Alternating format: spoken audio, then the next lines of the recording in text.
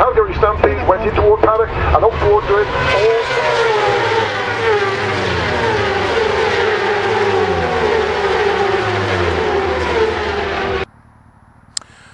Hello everybody, it's Suffolk Andy here at Holbrook, just outside Ipswich, looking at an old church I usually do.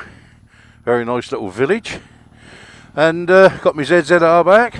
Been off it for a week or two because needed an MOT. Past first time back on the beast, so there you go. Right, thought we'd have a little ride around. I'm going to go around the back of Alton Water, which is a big reservoir. I usually go around the front. This time I'm going to go around the back. Anyway, it's nice to see all you boys and girls showing off your sticker collections. I must say there's some blinking good collections out there, but I think that Suffolk Andy looked a bit dodgy on some of them. But anyway, no, seriously, if anybody wants a sticker, please PM me with your address and I'll send them out. I've got some in the bag here. And Calm Biker, you will get your sticker. Promise, it's in my bag now. It's going to go today. Keep saying, where's my bloody sticker? Anyway, today I'm going to talk about a subject that has been coming up on my question boxes. And as you know, I deal in the ghosty side of things a little bit, dabble. And I've got a ghost investigation to start next week for a young lady who lives in a house with her two young daughters, and she's been having a lot of problems in the house. It's a 1910, 1920s house, and her little children are too frightened to be upstairs. I keep saying there's a statue lady standing in their bedroom watching them, and they're only little children, and they're frightened, won't go up in their room and whatever. So this is going to bring me on to the subject I was going to talk about the questions. Some of the questions are a little bit sort of complicated for me to answer on the questions and answers, so I'll try and fill in some now. Right, for you people who are interested, here we go. There's three types of haunting. There's intelligence, residual, and poltergeist. Now, poltergeist is a German word for noisy ghost. So that's your three main hauntings, and if I explain to you quickly what each one is, hope you can understand better. Well,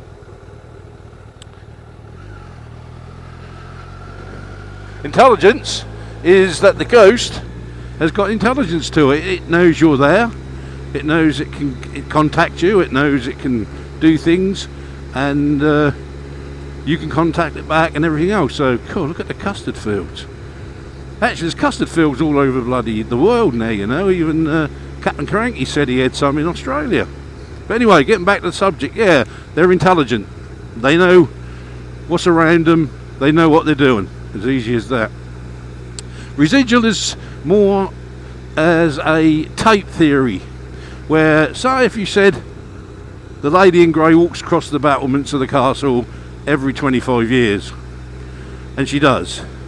But if you try to contact her or do anything, she's not going to respond to you at all. It's a tape theory. It's just history repeating itself over some sort of tragic event or something. Look at that. Is that not absolutely beautiful? My word. This is great, isn't it? Yeah, so that is residual. And the other one is poltergeist, which is, like I said, a noisy ghost, and this is where things get thrown around and stuff like that. Doesn't mean that intelligent ghosts can't do that, because they can, but usually when it comes to poltergeist, they usually pan out over about a 3 to 4 month period, and a lot of them are to do with young people, young girls, precisely hitting puberty, and you get stuff like that happen. It's not always the case, but it's a lot of the case. It's young adults cause some of that. They bring it in, and like I say, it doesn't last that long. So, first question I keep getting asked: do I ever bring ghosts home with me? Well, the answer to that is no and yes. It's only happened to me once I went to an old church where Mrs. P used to live, out at Stanton, St John's. It's an abandoned church with no roof, and there's an old graveyard round it, and as you know, some of you, I'm a photographer, and I was taking some Gothic pictures, because it's the sort of thing I like to do. Anyway, cut a long story short, left the graveyard, went home. Mrs. P was watching the telly, fell asleep, and I'm just lying on the settee as you do, like a lounge lizard, and started to fall asleep, and the next thing I knew, the spirit was trying to invade my space, and I mean invade my space, and it took me quite an effort at them days, because I had only just started to rid it of myself. And if you want to know how, this might sound cranky to some of you skeptics, but everybody's got spirit guides and a doorkeeper, and you call your doorkeeper forward, ask for the help, and usually they will extract it. That's how it's done. It's all done in the mind, and trust me, that was frightening. So, not a very nice situation.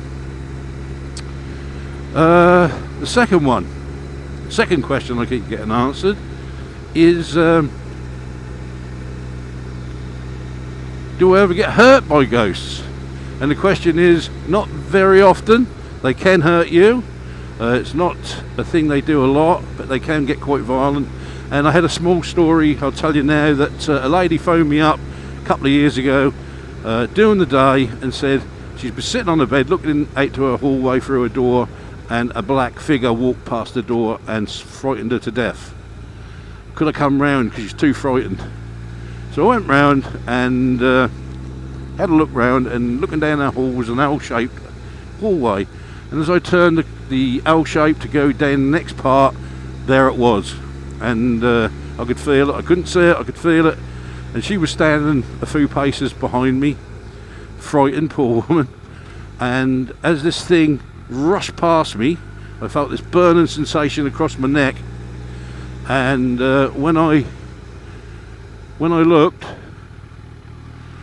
there was 3 big scratch marks right across my neck, and blood in 3 big, like a woman had scratched me, you know, with nails. And the lady said, "My God, you're bleeding."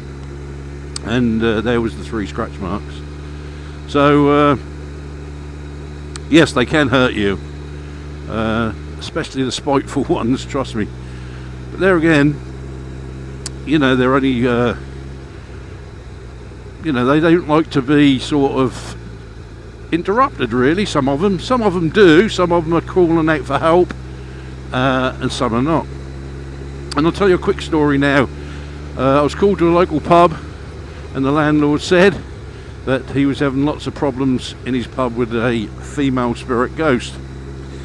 Anyway, he kept saying that he was waking up in the middle of the night with this cuddling sensation of this woman in bed with him, and it was sort of freaking him out a bit.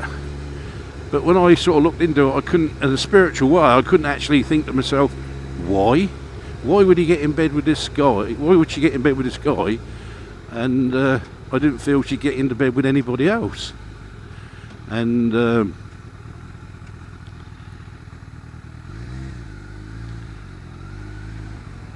typical Suffolk, isn't it, honey? Yeah, and I couldn't work out why. No, hang on. And I couldn't work out why I felt that this ghost wouldn't get into bed with anybody else, especially a man. Anyway, when I left the pub, the lady who took me there said, "Do you know the landlord is gay?" There was the answer. She felt safe. And it turned out to be that in this pub many years ago, there was a very bad relationship between a landlord and his good wife, and basically beat the crap out of her all the time. And she was haunting the building, and she felt safe in bed cuddling up to a gay man. So all these sort of things are sort of there, you know, if you look for them. But now going back to the investigation that I'm going to be looking at, when I go in, I'm going to be looking for the logical answer. You know, I'm not going to be looking for a ghost, I'm going to be looking for the logical answer. You know, make sure that there's no sort of noises, bangs and stuff like that, central heating coming on and weird stuff. There's Alton Water. Been out here before on other vlogs, but there you go. There's Alton Water. And yeah, looking for explanations first to see if I can cut it down. I'll be looking for electrical fields in the house to see if there's not any big electrical fields that's, you know, playing up with the people there. And we'll have a little play with the kids and have a little talk to them in a playful manner, and I won't drill them over it. You've got to remember that children are more susceptible, and so are animals as well, but children are more susceptible to this until we get older, then we lose that ability.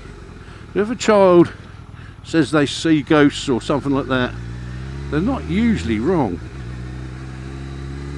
So yeah, so I'll have a little chat with them, and then I'll have a little walk around the house, like I said, trying to find electrical fields and stuff like that. And then we'll look into the ghost side of it, and I'll use my abilities as a spiritual medium to do that. And if I think there's one there, I will politely ask it to leave in a nice way.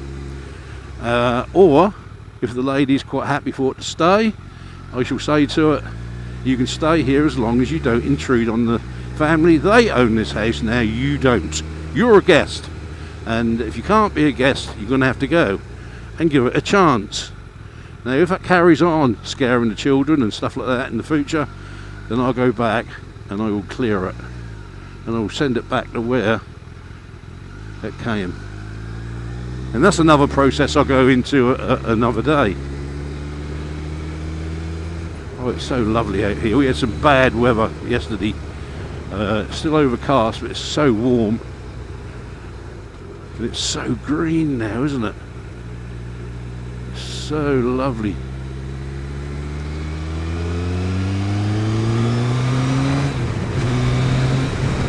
Hey. So I hope some of my answers help.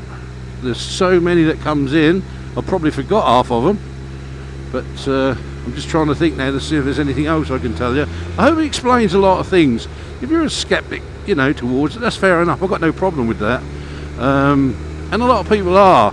And it's not until they have an encounter or a scary moment that sort of dawns on them that these folk are around. And you've got to remember, they're just like you or me, but they've just passed over. They're not anything different. They're just passed over souls. They might have an attraction to custard. They might have an attraction to a certain house. They might have an attraction to a certain incident that happened. You know, it's not uncommon for people to be murdered, not to pass over, because they want to try and, you know, pin the person who done it. Some people are too frightened of going over because they've been so evil in this world, and they're worried what the hell is going to, you know, be in front of them when they get there. That's a good reason why some of them don't go over. And some of them, going back to this lady, she's lived in the house a couple of years, and she's now starting to change things in the house, like decorations and stuff like that, and that can make a difference. They don't like change, they think that's their house. So if you start decorating or pulling walls down and stuff like that, it starts them off. They start getting a bit niggly. They don't realise it's not their house. I don't know if anybody's seen the film The Others. It's a little bit like that. They don't know they've gone, some of them, and they have to be, you know, shown the way. But anyway, I hope that helps. I'm not going to keep rambling on forever. I hope this is a interesting vid for you boys and girls. It might sound a little bit freaking crazy to some of you, you know, and I'm fine with that. You know, I'm all up for skeptics and stuff like that, and people think we're crazy, but it's life, and there's stuff out there that none of us can explain. Some of it is science, some of it is consequence, and some of it is damn right bloody spiritual world, or spirits. So anyway, that's enough of me. Suffolk Andy!